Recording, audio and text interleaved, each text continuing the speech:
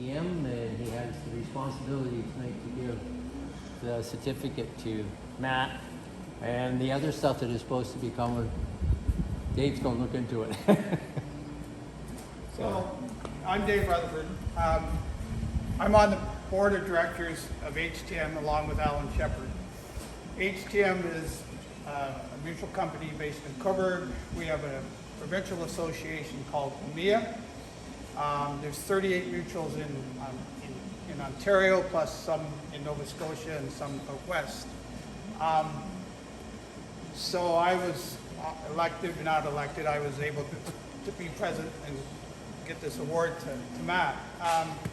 Had Matt been able, we have a convention at the end of March every year in Toronto, and they always make a presentation at that convention. Had Matt been able to have been there or whatever, I don't know why, but anyways, this is what he would have heard. It is the mission of the Firefighters Association of Ontario, or the FFAO, to provide representation, resources, and education to firefighters across the whole diverse province of Ontario. The membership includes both volunteer and career firefighters. Through the decades, the FFAO has provided countless hours of training and professional development and sponsored many positive changes for fire services and the communities they protect. Station 130, road control. Oh yeah, I'm used to that. The Medal of Merit was created in partnership with OMIA in 1983 and may be awarded to any firefighter in the province of Ontario for meritorious service above and beyond the call of duty. The first recipient was firefighter Gary Mugford of Toronto in 1984. Over the years, OMIA and the FFAO have been proud to honor members of the fire services who have performed heroically in saving and protecting the lives of others. FFAO and OMIA have been unable to recognize winners as our events were derailed by the pandemic in 2020 and 21. But today we're catching up and honoring 4 worthy heroes, and Matt would have been one of them. So on behalf of OMIA, we'd like to present you with this certificate for your work, your bravery, and your dedication to the fire service, and especially Haldeman Township. Haldeman Township. Thank you.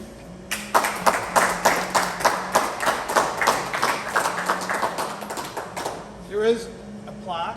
Yeah, you guys are fine. At least he doesn't have to develop film anymore. 800 shots, not one's a good one. Can't stand still.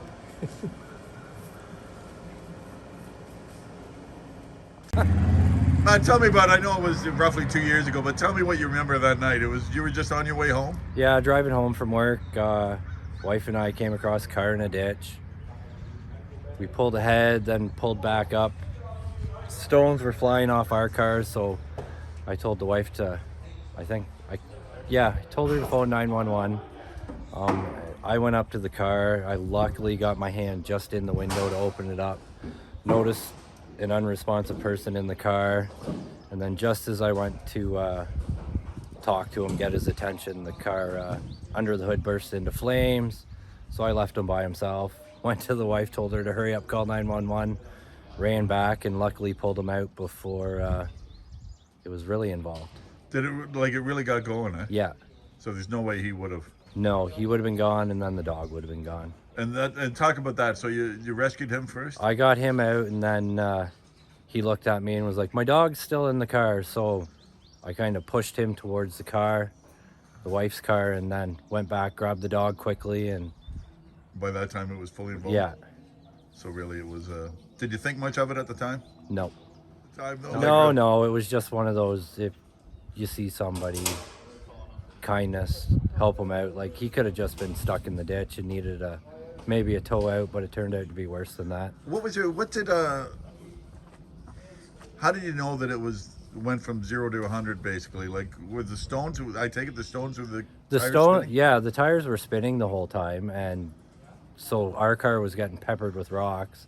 And then when I got up to the window, I noticed that he was slumped over, and then that was it. Yeah. Whether or not the car was gonna move, but once I got in, I didn't even try and put the car in park or anything. I knocked on him a bit, and then the car burst into flames. I pulled him out, and as soon as it seemed like cold air hit him, he kind of perked up a bit and notified me of his poor dog that was still in the car, and then got the dog out, and then that was that.